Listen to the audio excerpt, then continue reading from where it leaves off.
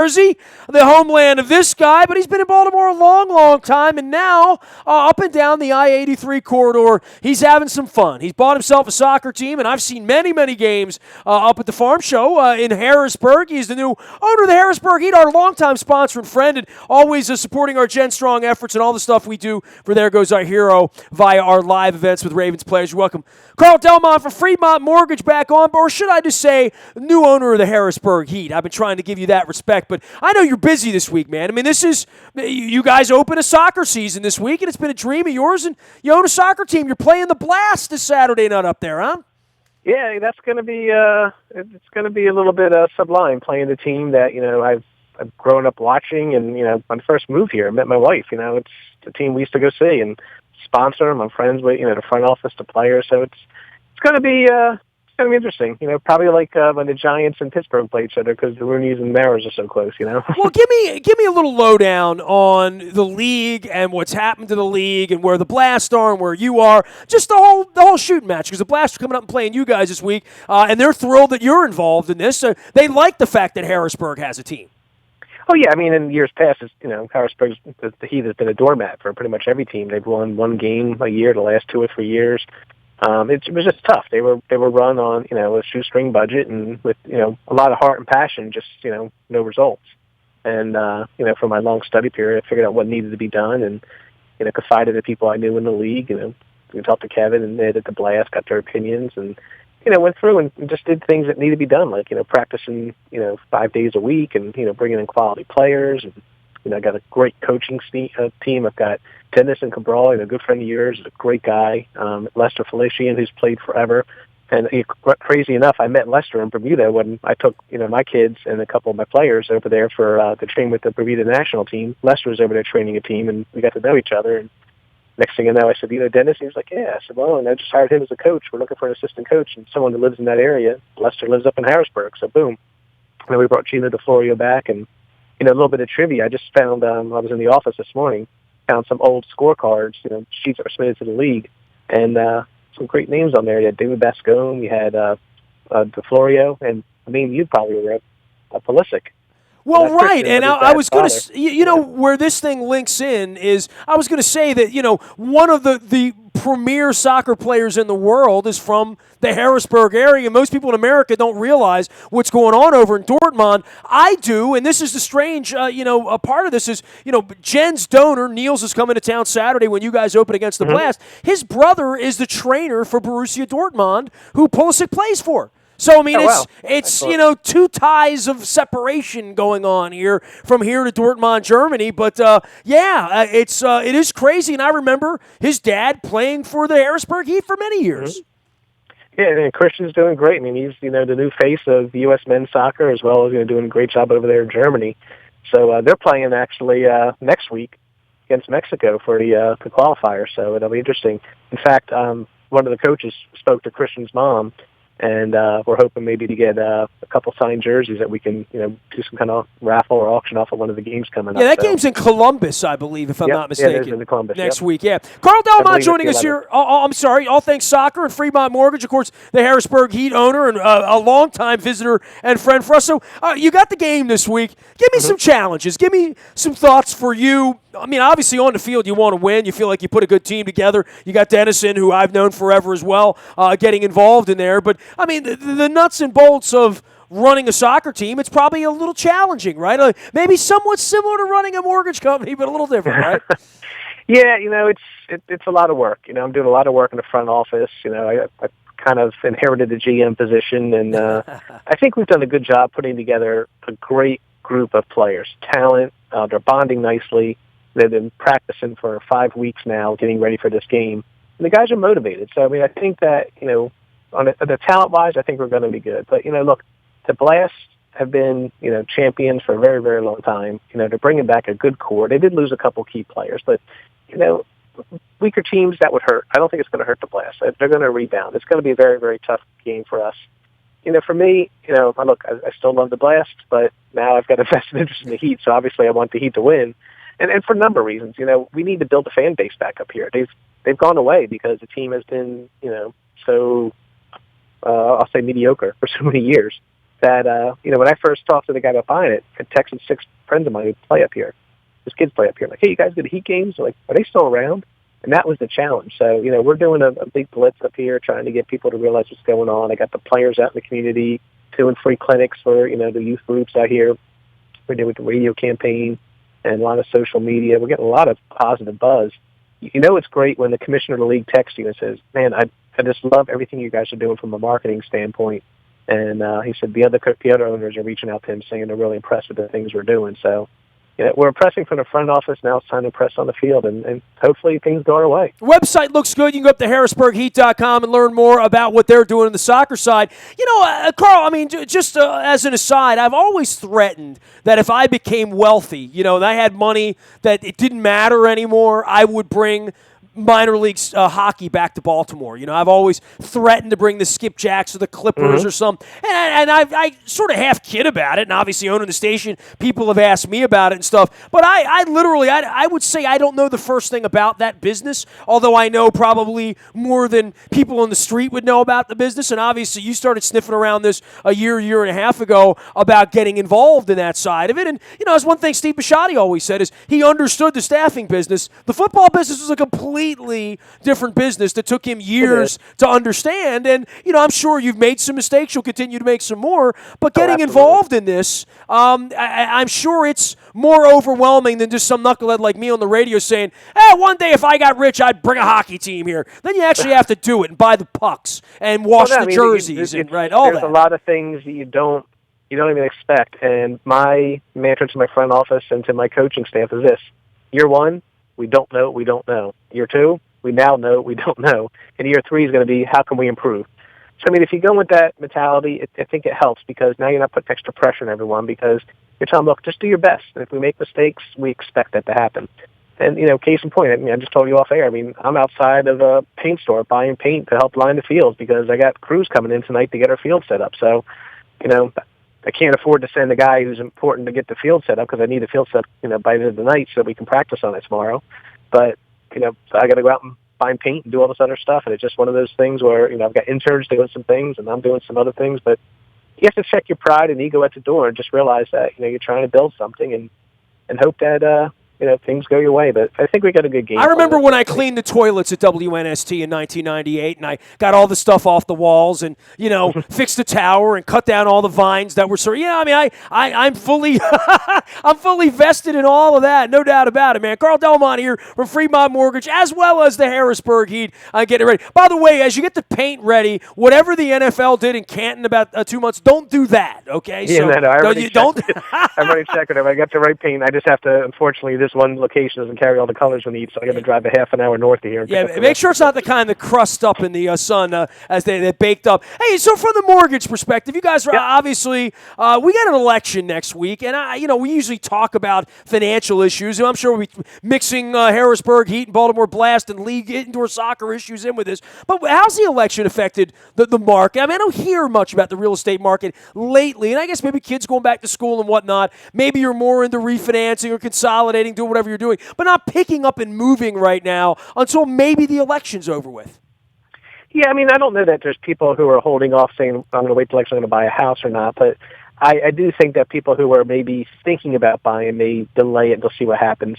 And look, here's what you have to look at. Whatever's going to happen is going to happen.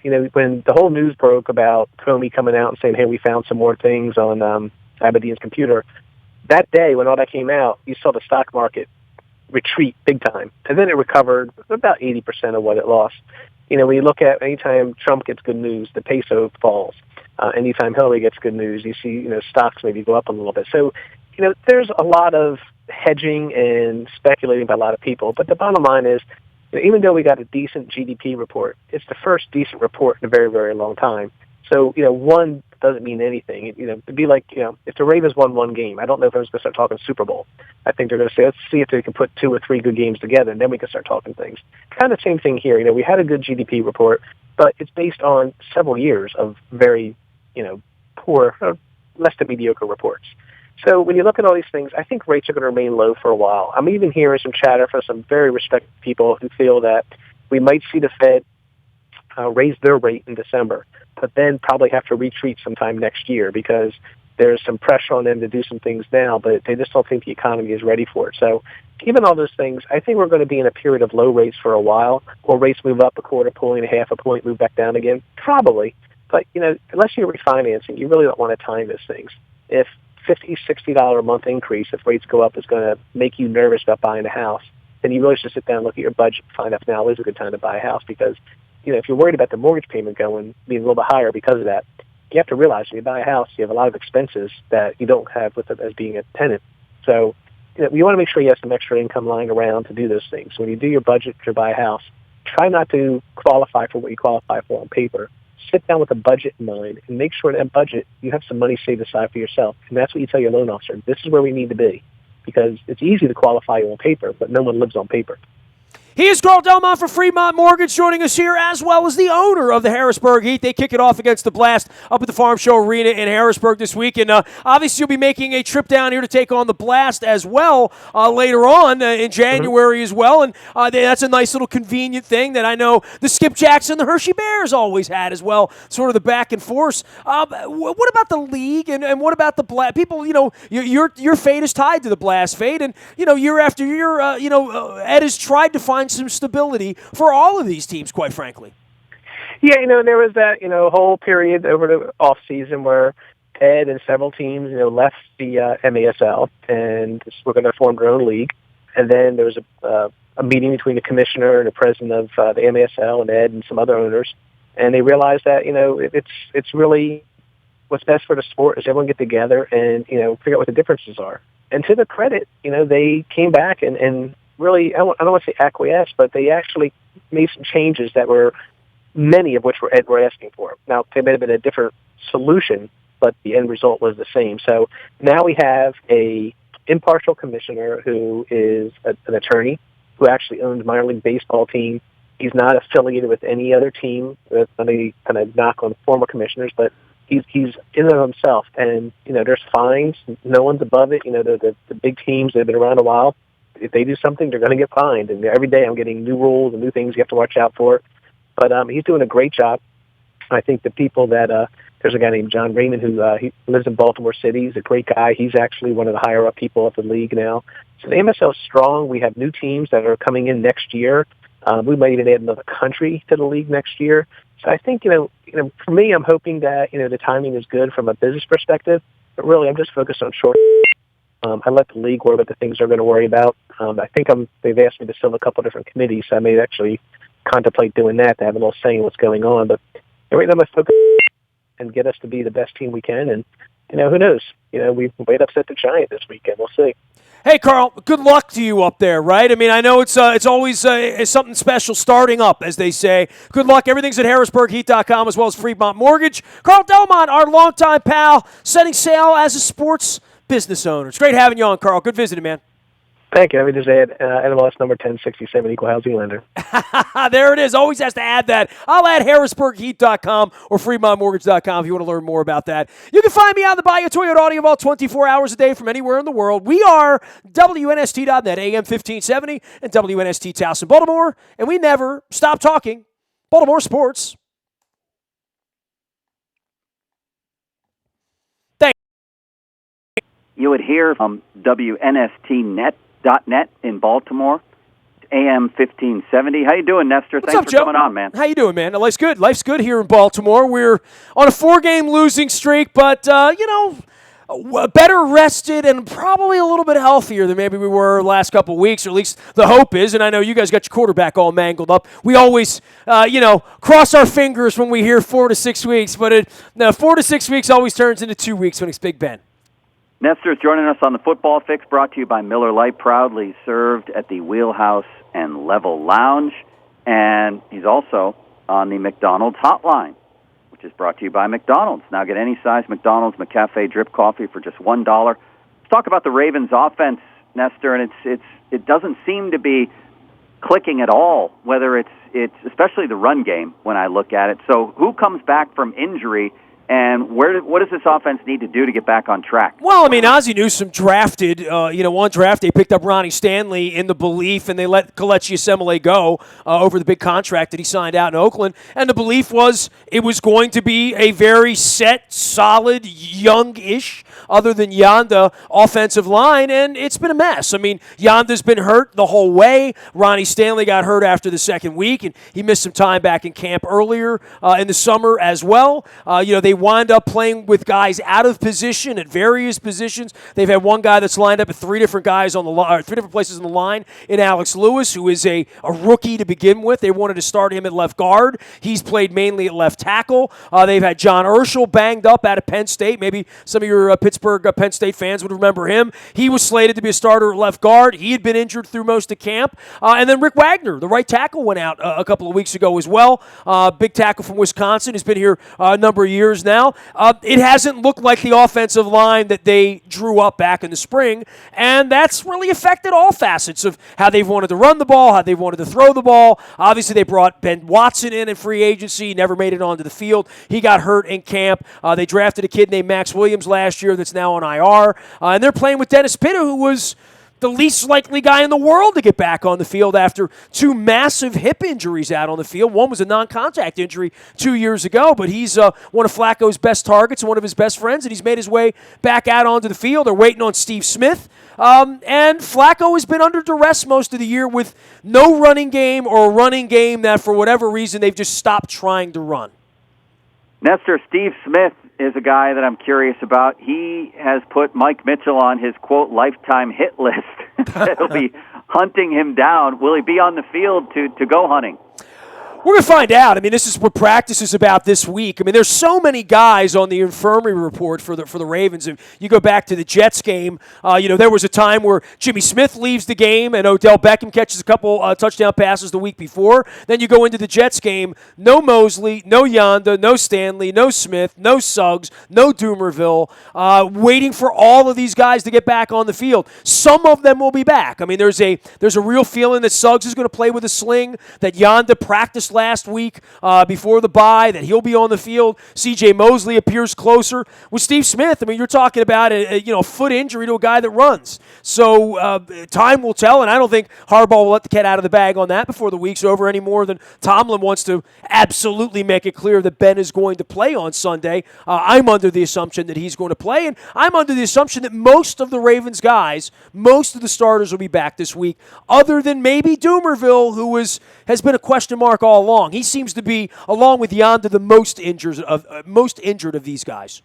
Nestor, last question. Here, I think Mike Tomlin's a very good coach, but he comes under heavy fire a lot. I also think John Harbaugh is a very good coach, and I'm curious right now what the feeling is about him in Baltimore. Well, a year left on the deal after this, and Ozzie's been here forever, and there's been nothing but grooming for Eric DeCosta to run the organization. So, this isn't a place, much like your place, where they don't react to what a sports radio show host or what some, amateur hour coach on a Monday morning Facebook or Twitter thread is going to say about their coaches or about the front office. Now, that being said, losses are losses, and they were 5-11 last year, and they were without a lot of their players, but the organization in totality signed up to bring back all these 30-plus-year-old guys. And they're all in it together to some degree. And, look, if John Harbaugh were to get fired here because the Ravens don't win another game this year, which if you look at the Ravens' schedule, you can make a case that they have the toughest second-half schedule of any team in the league. We haven't played Pittsburgh yet, haven't played Cincinnati yet. We got to go to Foxborough. We got to go to Dallas. We thought the Philadelphia game was going to be an easy game, and you guys found that it's not so easy.